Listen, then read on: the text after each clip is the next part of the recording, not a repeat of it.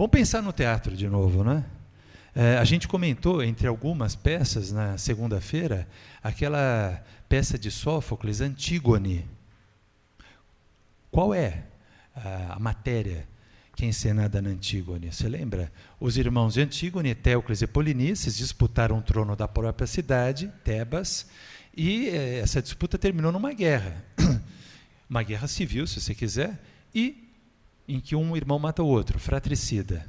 Daí Creonte, que assume o poder, manda dar sepultura a Etéocles, porque era aquele que naquele momento governava Tebas e lutou contra o irmão Polinices, que disputava o trono, atacando a própria cidade de Tebas. Mas então, ele manda dar sepultura a Etéocles, mas proíbe que se dê sepultura a Polinices, porque Polinices, embora um tebano, desse membro da família real, ele morreu agredindo a cidade, então, em princípio, ele é um inimigo, e a inimigos não se dá sepultura, né?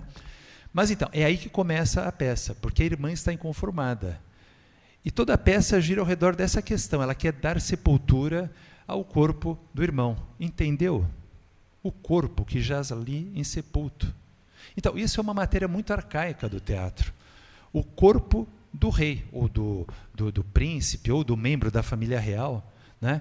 Você vê, a peça toda, a matéria central da peça é fúnebre. Entende? Tem que ver com o sepultamento. Mesma coisa Patroclo, lá na Ilíada, o corpo dele jazia ali insepulto. A gente mencionou isso, né? Que no início do canto 23, Aquiles inconformado não se conformava com a morte do amigo, e hesitava em dar sepultura. A sombra aparece em sonho a Aquiles pedindo que dê sepultura, né? É algo semelhante que a gente vê aí na Antígone. E lá na Ilíada tem a celebração, quando há o momento da sepultura, a celebração fúnebre, de que faz parte a competição atlética. Bom, no caso de Polinices, não está na peça, mas a peça mesma é isso. A peça mesma celebra a morte do rei, né? Então, você vê, a matéria fúnebre está lá presente. A gente comentou uma outra peça também na segunda-feira, você lembra? Tem uma outra peça de Sófocles, também do ciclo tebano, que é o Édipo em Colono. Qual é o problema de Édipo? Lá, central da peça. Ele teve de abandonar sua cidade, porque ele é como uma mácula, né? Que contamina a cidade. Mas, como se isso não bastasse, isso que já é doloroso, ele percebe que as forças dele falecem e que ele vai sucumbir em breve, ele vai morrer, você vê, é fúnebre. E ele precisa de um lugar que acolha, né? Que o acolha o seu corpo, quando ele morrer, onde ele possa ser sepultado, né?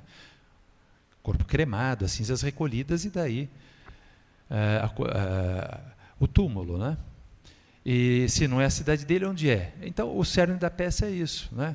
O lugar que vai acolher os restos mortais de Édipo, o rei tebano. Você vê, de novo, a matéria é fúnebre. Tem uma peça que, nesse sentido, também é exemplar, que é uma peça de Eurípides, chamada Rezo. Tá? Das 19 peças de Eurípides, e, na verdade, de todas as peças, né? Não só de Eurípides, mas de Sófocles e Ésquilo, que chegaram a nós, essa é a única que tem uma matéria não só troiana, outras peças têm, a Oresteia de Ésquilo tem uma matéria troiana, mas que é uma matéria troiana homérica.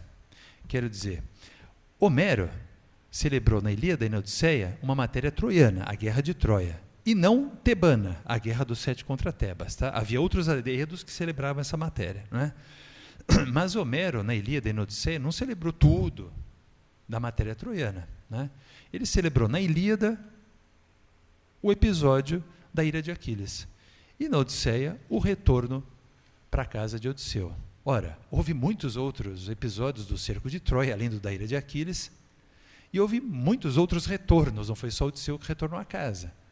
Homero narra um episódio do cerco e um retorno, tá certo? Então, o retorno de Agamemnon, tá? Que é um retorno também, foi celebrado aqui e ali por outros aedos. E, na tragédia, a gente vê a Oresteia, né? A primeira peça da Oresteia é o retorno de Agamemnon. Tudo bem?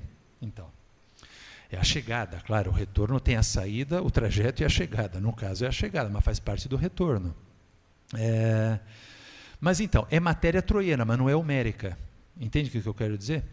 Então, Dos tragediógrafos, das tragédias que chegaram até nós, que tem matéria troiana, a única que tem matéria troiana que foi narrada por Homero é essa do rezo de Eurípides. Ora, justamente lá na Ilíada, né, tem aquele passo em que Homero narra isso. Odisseu e Diomedes são designados para uma missão noturna, de ir até o acampamento dos troianos espionar. Tá? Os troianos, curiosamente, tiveram a mesma ideia e mandaram do lado deles Dolon, durante a noite, e espionar o acampamento dos gregos. E como se isso não bastasse, coincidência das coincidências, Odisseu e Diomedes indo para lá, Dolon vindo para cá, eles se encontram. E é claro, né, de acordo com a narração homérica, Odisseu e Diomedes matam, trucidam Dolon. Daí eles continuam até o acampamento troiano, e esse que tinha chegado lá, são muitos os aliados que vêm ajudar a Troia, tá certo? Esse que tinha chegado lá, Rezo, tá? Um rei de uma cidade mais ou menos vizinha, que, como outros reis, foi ajudar os troianos na luta contra os gregos, né? E Rezo era famoso pelos seus cavalos, né? Que eram cavalos especiais, né? Vistosos, belos e velozes, ágeis. E Odisseu com Aquiles com Diomedes, chegam ao acampamento de Rezo e é uma mortandade lá, eles matam gente daqui e ali, e o próprio Rezo. Então Rezo foi lá para ajudar os troianos, nem deu tempo, ele morre antes e como se não bastasse, ainda eles roubam os cavalos de Rezo, né, e levam para o acampamento grego. Bom, o que então Eurípides celebra lá em cena na peça do Rezo, começa aí. É justamente o quê? De novo, essa matéria fúnebre. Toda a peça gira ao redor do quê? Do sepultamento do cadáver de Rezo, porque é esse rei que foi bem recebido pelo rei, pelos príncipes troianos, porque era um reforço importante, né? Uma ajuda importante na guerra contra os gregos, e foi lá para morrer, sem poder, de fato, ajudá-los, né? Então, Héctor, né, o grande príncipe troiano, imediatamente, estou falando da peça agora, tá? Não é Ilíada, é a peça de Eurípides, né? Héctor imediatamente anuncia isso, não? Vamos fazer uma grande celebração, as exéquias merecidas de Rezo. Mas, enquanto isso, os deuses também discutem do cadáver. A própria deusa Musa, eu falo assim, mas Musa, como assim? São 9 musas lá, na Teogonia de Hesíodo são 9, cada uma tem um nome, né? De que musa se trata? Bom, aí na peça ela não é nomeada, ela é dita a musa. Tá? A musa diz que não vai ser nada disso, que Rezo, o Rezo morto, né, obteve uma permissão especial, que ela, musa, conseguiu da deusa do mundo dos mortos, que é Perséfone, esposa de Hades. Qual é essa permissão? Que o corpo, né, seja levado para uma gruta, minas de prata, onde ele ficará, e os que entrarem nessa gruta poderão ouvir a voz de Rezo, que será uma voz oracular. Tá certo? Ela obteve essa permissão, a musa obteve essa permissão. E daí termina a peça, a musa dizendo que agora ela vai chorar, né, com os outros deuses imortais, a morte de Rezo. Mas, em breve, ela chorará com Tétide, que é uma deusa marinha, a morte do filho de Tétide, Aquiles. Você já está anunciando ali a morte de Aquiles, né?